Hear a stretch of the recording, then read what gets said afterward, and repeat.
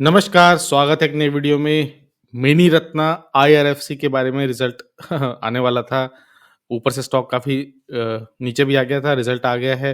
Power point I है, नहीं आई है, तो नॉर्मल रिजल्ट से काम चलाएँगे, बहुत ज़रूरत भी नहीं है। आईआरएफसी पता है हमको क्या करती है, रेलवे फाइनेंसिंग के जितने भी प्रोजेक्ट्स होते हैं वो करती है। तो ये रिजल्ट एक बार क्विकली देख लेते हैं।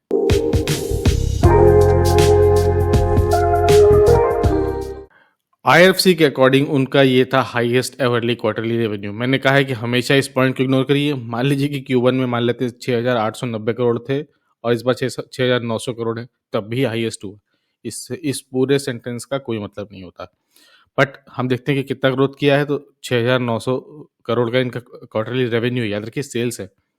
कितना परसेंट ग्रो किया ये भी मैटर करता रहता है। तो प्रॉफिट ग्रोथ पोस्ट की इन्होंने 4.41% और इनकम ग्रो हुई है 1.7%। अब आप देखिए कि 2% में कितना है, टोटल इनकम जो हुई है 2%। तो कितना कितना वैल्यू देंगे, इसलिए चलते हैं इनके स्क्रीनर पर और देखते हैं। स्टॉक पी है 30 का, 31 का समझ लीजिए, और मार्केट कैप बहुत ही बड़ा है 2 लाख करोड़ का। अगर आप इसके पीयर्स में जाएंगे और पीयर्स में देखेंगे तो जो और फाइनेंसिंग की, जो पावर फाइनेंसिंग की कंपनियां हैं, आरईसी, पीएफसी, उनका पीई है 7 और 9।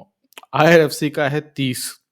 अब आपको देखना है कि अ, किसका पीई कम है, किसका पीई ज़्यादा है और किस हिसाब से रेट आना है। अगर हम स्निपेट देखें ना आईआरएफसी की, तो सेल्स ग्रो की है 2% से, इबिडा परसेंट 2% से ग्रोथ हुआ year on year. Net profit 4% growth हुआ है ईयर, और ईपीएस भी 4% बढ़ा हुआ है। लेकिन रिजल्ट जो है वो बहुत ही स्टैग्नेंट है, कोई भी ऐसा ग्रोथ नहीं है। इबिडा अगर आप क्वार्टर क्वार्टर देखोगे ना, तो 6,733 से 6,862 बढ़ा है। आई डोंट थिंक कि इसको ग्रोथ भी कहेंगे, क्या कहेंगे। नेट प्रॉफिट भी बढ़ा है, लेकिन उतनी सिग्निफिकेंट जब नहीं।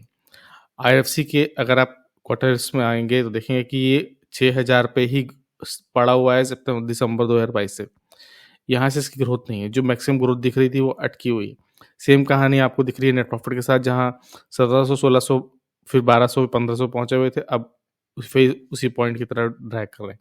कंसिस्टेंट है नहीं। बट बात यह है कि जब इतना कंसिस्टेंट है नहीं, तो स्टॉक ऊपर कैसे जाता है?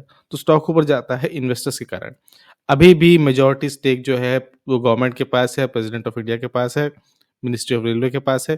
तो 86%, जो कि 75% होना चाहिए था, बट ये गवर्नमेंट की एंटिटी है, तो इनके पास रिलीफ है। तो 86.36% प्रमोटर्स के पास है, तो फ्लोट बहुत कम है। F I S D I के पास घिसपिट के 1% है, और पब्लिक थोड़ा थोड़ा बढ़ा बढ़ा के 11.5% ले आई है।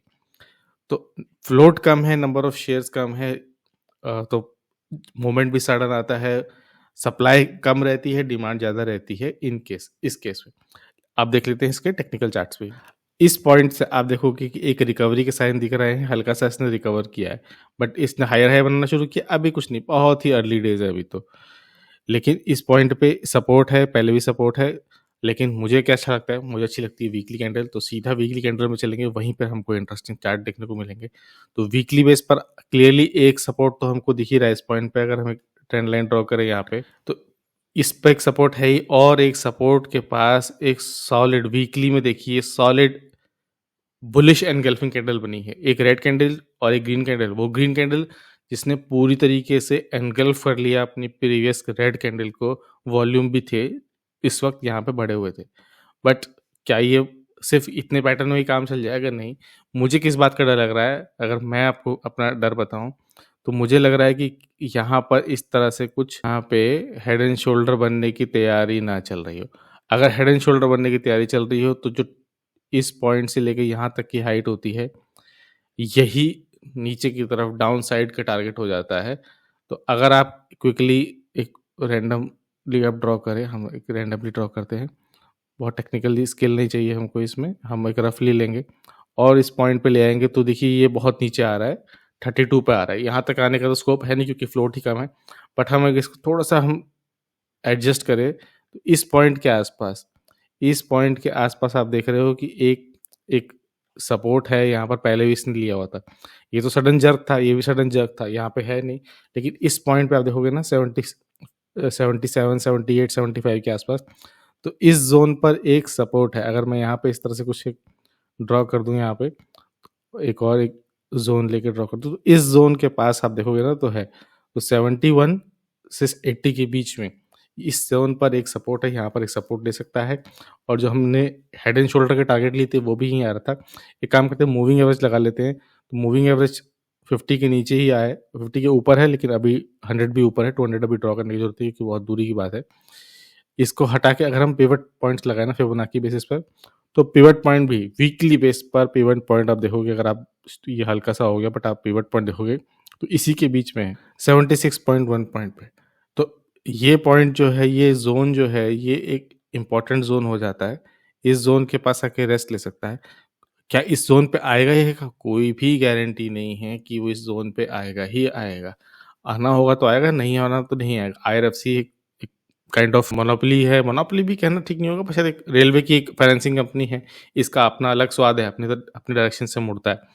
तो किधर जाएगा, किधर नहीं जाएगा, ये तो गॉड नोज़, बट क्लियरली यहाँ से एक मूवमेंट आ सकता है। तो रेलवे में रहना है तो फाइनेंसिंग देखनी तो इन्हीं कंपनी देखनी। तो सपोर्ट पर है, याद रखिए, एक वीकली बेस पर सॉलिड कैंडल बनी हुई है। आपको देखना है, हमको देखना है, हम सबको क्या देखना है कि डेफिनिटली इसका मूवमेंट कैसे आता है। क्या ये इस तरह से हायर हाई बनाता है या फिर ये लोअर लो बनाने लगता है, जैसे आईआरसीटीसी ने बना रखा है काफ़ी टाइम से।